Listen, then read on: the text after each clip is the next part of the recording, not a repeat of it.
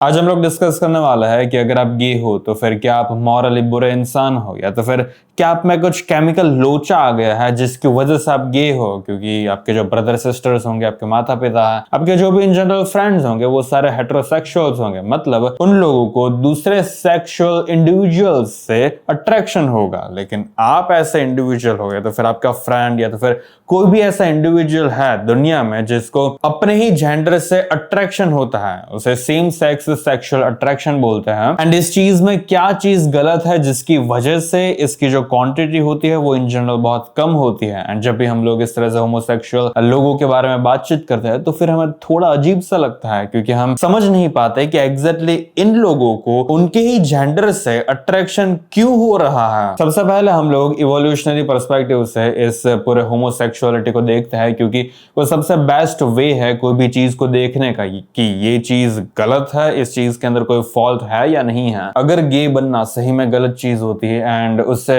मे भी शायद अगर हमारी स्पीसीज को ज्यादा आगे बढ़ने में कोई दिक्कतें फेस करनी पड़ती तो फिर वो जो भी गे जीन्स होते हैं वो ऑटोमेटिकली एलिमिनेट कर देती हमारे इवोल्यूशन की पूरी प्रोसेस है। सो फॉर एग्जांपल एम्ब्रियोटिक डेवलपमेंट के अंदर हर एक ह्यूमन की एक टेल निकलती है, लेकिन वो टेल धीरे धीरे एब्जॉर्ब हो जाती है हमारी बॉडी के अंदर, जिसकी वजह से हम लोगों का जब बर्थ होता है तब वो टेल दिखती नहीं है ना। तो जब हम लोग एडल्ट बनते हैं तब भी हमारी टेल नहीं आती, बिकॉज अब हम लोगों को उस टेल का कुछ काम नहीं है। सेम वे में अगर ये गे जीन्स भी हमारी कुछ खास मदद नहीं करते, अगर वो लिटरली हमारे लिए वेस्ट होता तो फिर इस दुनिया में कोई भी गे होता ही नहीं। लेकिन बिकॉज गे किसी तरह के फंक्शंस, वो जो भी होमोसेक्सुअलिटी ओरिएंटेशन है, किसी तरह का उसका रोल था इवोल्यूशन के अंदर, इसीलिए ही अभी भी वो गे जीन्स, होमोसेक्सुअल जीन्स अभी भी एग्जिस्ट करते हैं। इस पूरे एम्ब्रियोनिक टेल के एग्जांपल को सुनकर आपके मन में शायद एक क्वेश्चन आ सकता है कि अभी भी कुछ ऐसा बेबीज है जो टेल के साथ बर्थ लेते हैं इस दुनिया में, एंड वो एक म्यूटेशन होता है, उस जेनेटिक म्यूटेशन, जेनेटिक्स में कुछ गलतियां आ जाती है जिसकी वजह से वो बेबीज अननेसेसरी टेल्स को लेकर दुनिया में बर्थ लेते हैं। तो फिर क्या उसका मतलब ये है कि जो भी होमोसेक्सुअल पीपल है वो भी एक जेनेटिक म्यूटेशन की वजह से वो इस तरह से same sex sexual oriented individuals बनते हैं? तो फिर हाँ, वो एक जेनेटिक्स एक फैक्टर है, जेनेटिक म्यूटेशन एक फैक्टर होल्ड करता है होमोसेक्सुअलिटी के अंदर, लेकिन ये चीज उससे ज्यादा कॉम्प्लेक्स है जिसके बारे में हम लोग अभी आगे बात करेंगे। दो मेल्स के बीच में पहले भी इस तरह से सेम सेक्स सेक्सुअल अट्रैक्शन पहले भी होती थी। लाइक अगर हम लोग 60-70 लाख साल पहले की भी बात करें, जब हमारा जो एंसेस्टर था जिसकी वजह से डिवाइड हुए थे हम एंड चिंपांजीज, उस समय पर भी मे बी शायद ऐसी पॉसिबिलिटीज है कि दो मेल इंडिविजुअल्स एक दूसरे के साथ सेक्सुअल ओरिएंटेशंस प्ले करते थे, बिकॉज वो हेल्प करता था ज्यादा सिविलाइज्ड वे में फंक्शन करने के लिए, उससे हमारा कनेक्शन ज्यादा स्ट्रांग होता था एंड वो एक तरह का रेसिप्रोकल प्रोसेस बन चुकी थी, जिसकी वजह से हम लोग उस चीज के अंदर अपने आप को एंगेज करते थे ताकि हम लोग ज्यादा अच्छे से रह पाए, शांति से रह पाए, एंड वो एक फ्रेंडशिप का सिग्नल था। एंड अभी भी चिंपांजीज के अंदर ये होमोसेक्सुअलिटी बिहेवियर एग्जिस्ट करता ही है। ऐसा नहीं है कि सिर्फ ह्यूमंस के अंदर है, पूरी दुनिया में करीब 1500 ऐसी स्पीशीज है जो होमोसेक्सुअल एक्टिविटीज में अपने आप को एंगेज करते हैं, जिसके अंदर लायन, चीता, स्पाइडर, चिंपांजीज और भी कई सारे मैमल्स एंड इंसेक्ट्स एग्जिस्ट करते हैं जो लोग इस तरह की होमोसेक्सुअल एक्टिविटीज करते हैं। तो फिर अब जब भी आप कोई होमोसेक्सुअल इंडिविजुअल को देखो तो फिर उसको इस तरह से मत देखना कि इसको अपने ही जेंडर से इतना लगाव किस तरह से हो सकता है। वेल, दूसरे भी कई सारे ऐसे स्पीसीज हैं जिसको यही सेम चीज है, एंड वो चीज अभी दूसरी स्पीसीज एंड ह्यूमंस में भी इसलिए है बिकॉज ये किसी तरह का फेवर ऐड करती है हमारी लाइफ में एंड इन जनरल हमारी स्पीसीज को ज्यादा आगे बढ़ाने में। नाउ ये एक पॉइंट इंपॉर्टेंट है कि होमोसेक्सुअल के बीच में लाइक डायरेक्ट एक प्रोक्रिएशन नहीं हो सकता, जिसकी वजह से क्वांटिटी हमेशा ज्यादा रहेगी हेट्रोसेक्सुअल्स की इन कंपैरिजन टू होमोसेक्सुअल्स की, क्योंकि हेट्रोसेक्सुअल में डायरेक्टली हम लोग प्रोक्रिएट करके अपनी स्पीसीज को आगे बढ़ा सकते हैं। इसलिए ही नॉर्मली जो भी आप सेक्सुअल सीन्स देखते होंगे एनिमल प्लैनेट्स में, वो जनरली एक मेल एंड फीमेल के बीच में ही होता होगा। एंड जो होमोसेक्सुअल एक्टिविटीज है वो सिर्फ कनेक्शंस बिल्डअप करने के लिए है। इवोल्यूशन के अंदर फीमेल मेट चॉइस ने भी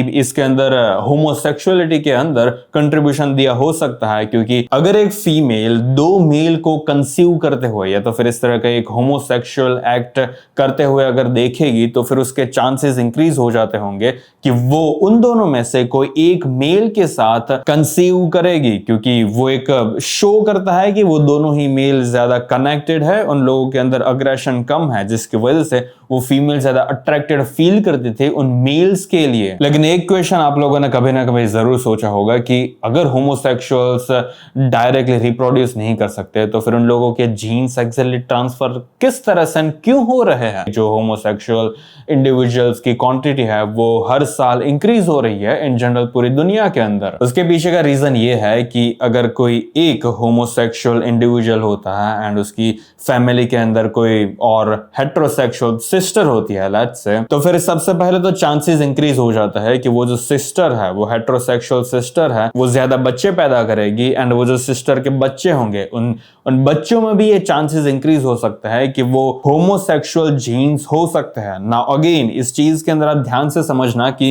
इवन दो साइंस ने बहुत भयंकर वे में प्रोग्रेस की है मॉलिक्यूलर बायोलॉजी के अंदर, लेकिन फिर भी हमारे पास ऐसे कोई भी जीन्स नहीं है कि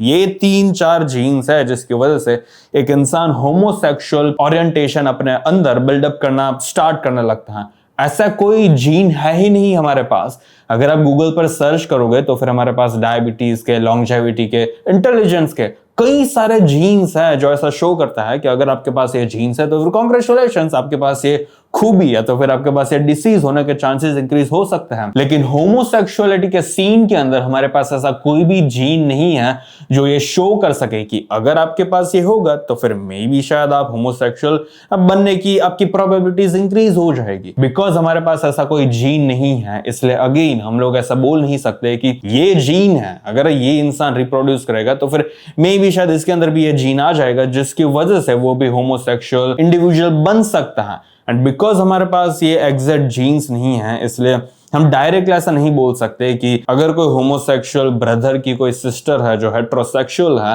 एंड वो अगर बच्चे पैदा करेगी तो फिर उसके अंदर, उन बच्चों के अंदर मे बी शायद उस होमोसेक्सुअल अंकल के जीन्स हो सकते हैं। एंड बिकॉज हमारे पास ये जीन का एग्जैक्टली आंसर नहीं है कि ऐसा कौन सा जीन्स है, उसी की वजह से हम लोग गारंटीड वे में ये हाइपोथेसिस को कंफर्म नहीं कर सकते कि इसी तरह से होमोसेक्सुअल इंडिविजुअल्स अपने जीन्स को आगे बढ़ा रहा है। बिकॉज ये जीन एग्जैक्टली इन जीन्स की हमारे पास कोई लिस्ट नहीं है। इस पूरी होमोसेक्सुअलिटी के अंदर कई सारे फैक्टर्स होते हैं जिसकी वजह से हम कोई भी सिर्फ एक चीज को निकाल कर, लाइक जीन्स को निकाल कर ऐसा नहीं बोल सकते कि इस जीन की वजह से एक इंडिविजुअल होमोसेक्सुअल बनता है। बिकॉज हमारे पास वो एक आंसर नहीं है, इसलिए हमें सारी चीजों को इक्वल इंपॉर्टेंस देनी पड़ती है। लाइक एक इंडिविजुअल जब 4 या तो फिर 5 साल का था तब उसका एनवायरनमेंट किस तरह का था, जब वो एक टीनेजर बना तब उसका एनवायरनमेंट, उसकी पर्सनालिटी, उसका बिहेवियर किस तरह का था, एंड वो इन जनरल कौन से कल्चर में वो पला बड़ा है। इसलिए एनवायरमेंटल एंड बायोलॉजिकल फैक्टर्स, इन दोनों को ही हमें कंसिडर रख कर ये देखना पड़ता है कि एक होमोसेक्सुअल इंडिविजुअल किस तरह से एक होमोसेक्सुअल इंडिविजुअल बनता है, या तो फिर वो ऑलरेडी होता है बर्थ से, ऐसी भी प्रोबेबिलिटीज हो सकती है। एंड अगर हम ट्विंस का भी एग्जांपल ले, जिन दोनों ट्विंस का ऑलमोस्ट डीएनए पूरा का पूरा सेम होता है, लेकिन फिर भी अगर उनमें से एक ट्विन अगर होमोसेक्सुअल होता है तो फिर ये गारंटीड नहीं बन जाता कि दूसरा ट्विन भी होमोसेक्सुअल ही होगा। सिर्फ 20 to 60% चांसेस इंक्रीज होते हैं कि दूसरा ट्विन भी होमोसेक्सुअलिटी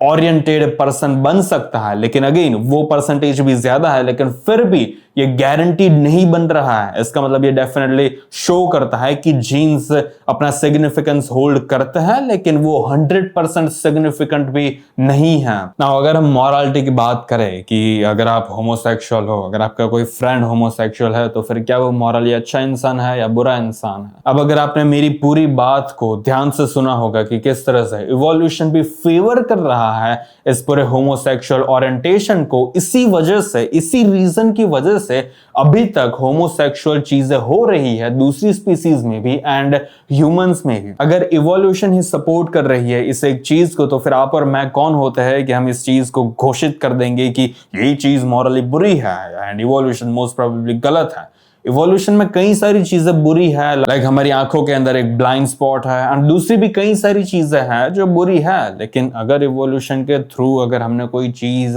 अभी भी अपने अंदर रखी हुई है तो फिर वो ऑब्वियस है कि वो हमारे कंट्रोल के बाहर है। एंड जिस चीज के अंदर आपके कंट्रोल्स एंड इंटेंशंस नहीं होते उस चीज को हम लोग मॉरल या तो फिर इमोरल भी नहीं बोल सकते, बिकॉज उसके अंदर आपका कोई इंटेंशन ही नहीं है। अब अगर किसी इंडिविजुअल को सेम सेक्स सेक्सुअल अट्रैक्शन है तो फिर उसके अंदर हम कुछ कर नहीं सकते, उसके अंदर हम उसे ऐसा नहीं बोल सकते कि देख तू समझ मोस्ट ऑफ द लोग हेटेरोसेक्सुअल है, मोस्ट ऑफ द लड़कों को लड़कियां पसंद आती है तो फिर तुझे दूसरे लड़के पसंद नहीं आ सकते, ऐसा हम उससे नहीं बोल सकते क्योंकि उसके लिए ये चीज अजीब लग रही है कि उसे किस तरह से दूसरी लड़कियां पसंद करेगा वो, क्योंकि उसके अंदर ऐसी ही चीजें हैं, उसके अंदर ऐसे ही जीन्स है, उसके जो एनवायरमेंटल फैक्टर्स होंगे उसके चाइल्डहुड के या तो फिर उसके रीसेंट के एक्सपीरियंसेस होंगे जिसकी वजह से वो इतना कॉन्फिडेंटली ऐसा बोल रहा है कि वो एक होमोसेक्सुअल है। तो फिर उसके ऊपर हमें सिर्फ बिलीव करना पड़ता है एंड उसको हम डायरेक्टली जज नहीं कर सकते कि ये इंसान अच्छा है या बुरा है। एंड एक और चीज है कि अगर कोई इंसान होमोसेक्सुअल